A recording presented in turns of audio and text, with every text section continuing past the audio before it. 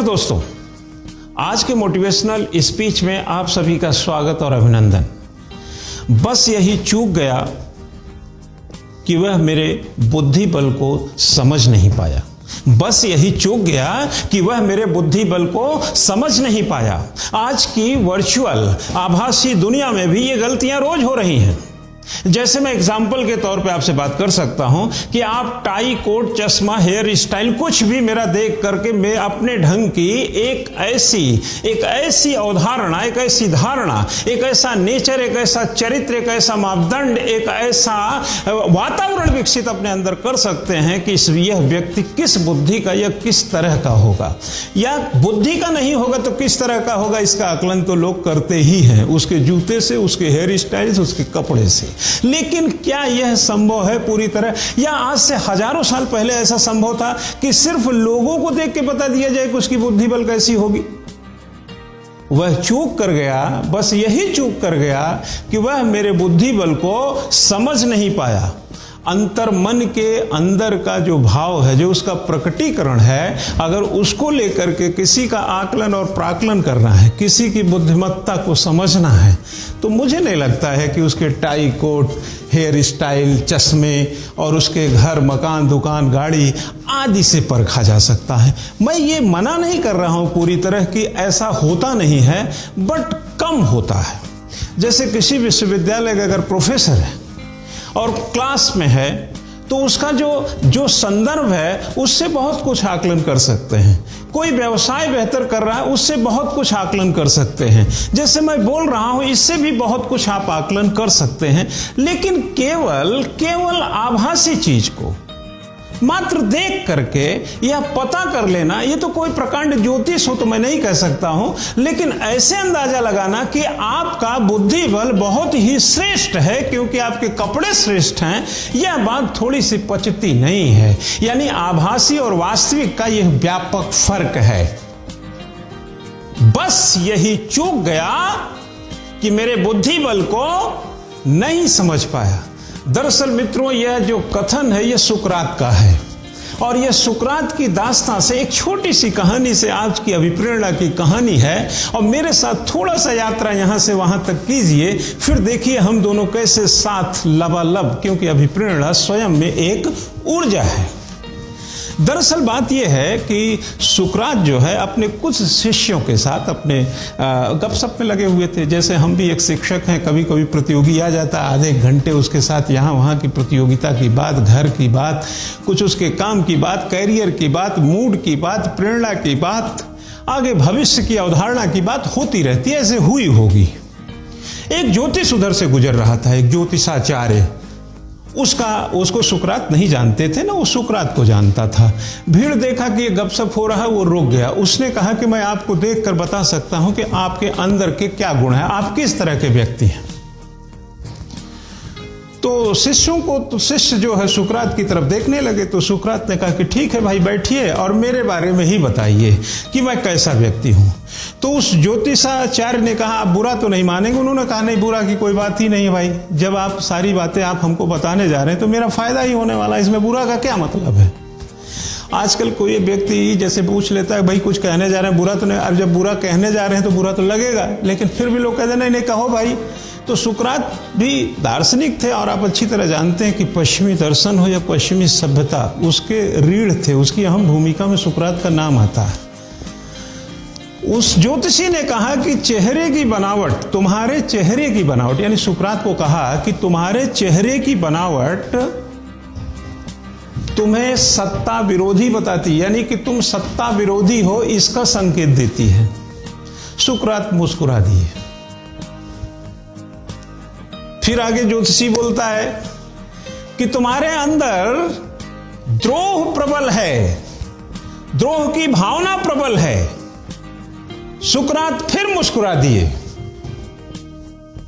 लेकिन शिष्यों को अजीब लग रहा है, किसी को बता रहा तुम सत्ता विरोधी हो, तुम द्रोही हो, तो शिष्य को अच्छा नहीं लग रहा है, लेकिन सुकरात मुस्कुरा दिए। फिर ज्योतिषी आगे कहता है कि तुम्हारे आंखों की जो सिकुड़न है, आंखों के बीच में जो सिकुड़न है, यह बता रहा है कि तुम बहुत क्रोधी किस्म के व्यक्ति हो। अब शिष्यों का जवाब, वो धैर्य जो है जवाब दे गया। जवाब भी वही था, धैर्य जवाब देने के बाद भी वही जवाब निकला। क्या? कि तुरंत उठो और यहां से निकल लो। ज्योतिषी को क्या बोला उन्होंने? ज्योतिषी वाले जो व्यक्ति जो बता रहा था सुकरात के बारे में यहां वहां, उसको शिष्य नाराज हुए, बोले चलो भैया हटो यहां से, तुम क्या हमारे गुरु के बारे में तुम अनाप शनाप यार बोले जा रहे हो, चलो हटो।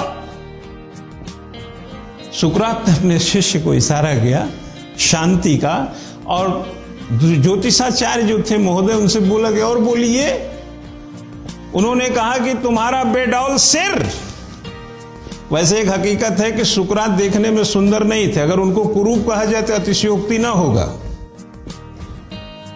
तुम्हारा बेडौल सिर और तुम्हारे माथे को देखकर पता चलता है कि तुम एक लालची किस्म के ज्योतिषी हो। ज्योतिषी ने उनको कहा सुकरात को कि तुम एक लालची किस्म के ज्योतिषी हो। आगे कहता है कि और तुम्हारी ठोड्डी की बनावट देखकर, गजब, तुम्हारी ठोड्डी की बनावट देख के लगता है कि तुम निहायत सनकी किस्म के इंसान हो।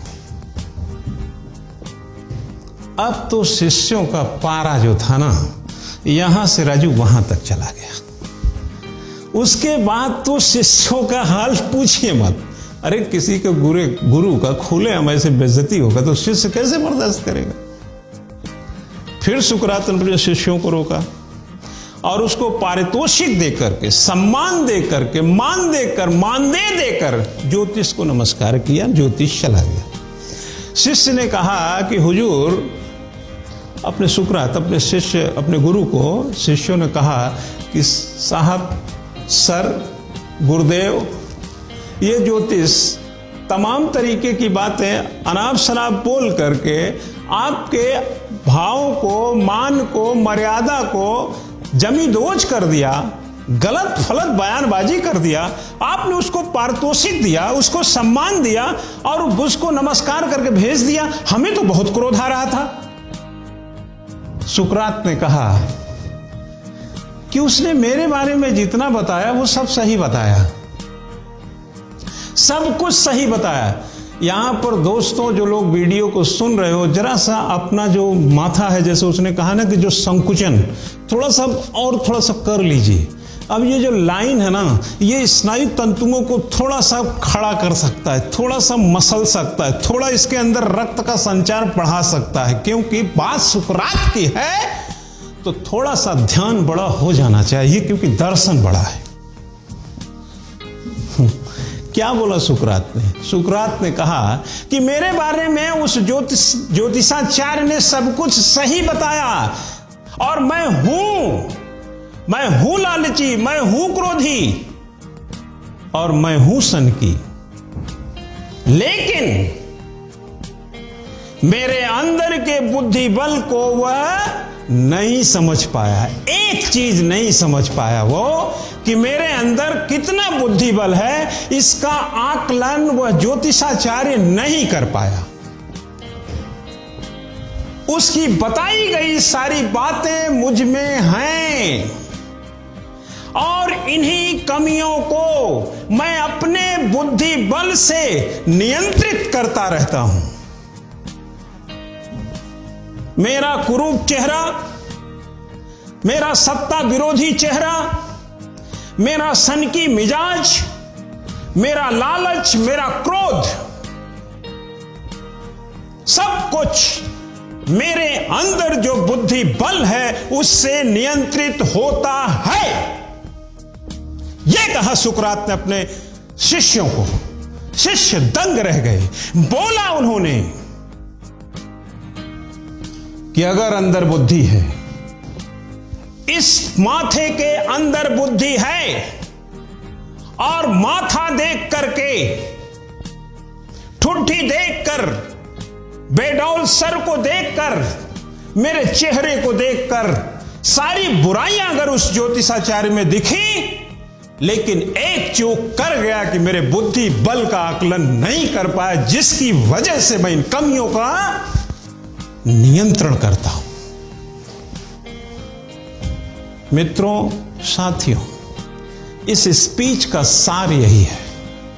मेरे टाई को, मेरे कोट को, मेरे चश्मे को, मेरे हेयर स्टाइल को, मेरी भी ठुड्डी को, मेरे भी माथे को, मेरे भी चेहरे को किसी भी रूप में आप समझ सकते हैं, लेकिन क्या ये चूक एक व्यक्ति दूसरे के बारे में रोज नहीं कर रहा है कि उसके बुद्धि बल को नहीं समझ पा रहा है, और जो बुद्धि बल जिसके पास है उसी से अपने कमियों को वो नियंत्रित कर रहा है। क्या समझे आप? इसलिए किसी की सुंदरता, किसी की पोशाक, किसी के परिधान और किसी के दृष्टिकोण में व्यापक अंतर हो सकता है। दृष्टिकोण, दर्शन, उपागम, अप्रोच, सृजन करने की क्षमता, प्रगतिशीलता, सहनशीलता और यहां तक कि इस समाज को, इस दुनिया को देने की क्षमता, और उस क्षमता के भीतर इस्तेमाल किए जाने वाले उपकरण और अपने धैर्य यानी अपने पेशेंस और अपने समर्पण को व्यक्ति अपने काम के तहत दिखाता है। ये वस्त्रों से आकलन नहीं हो सकता, ये माथे से नहीं हो सकता, ये चेहरे से नहीं हो सकता, ये आंखों से नहीं हो सकता, ये बालों से नहीं हो सकता मेरे भाई, ये गालों से भी नहीं हो सकता। ये सिर्फ और सिर्फ बुद्धि बल से हो सकता है, जो सुकरात ने बताने का प्रयास किया। तो आज के मोटिवेशनल स्पीच की एक छोटी सी कहानी हमारे साथ आपने यात्रा की, इसको सुना, इसके लिए आप सभी लोगों को शुक्रिया। और मैं अपनी बात को देता हूं विराम, और आप भी सोचिए कि एक्चुअल और वर्चुअल जो दिखता है और जो होता है में क्या फर्क होता है।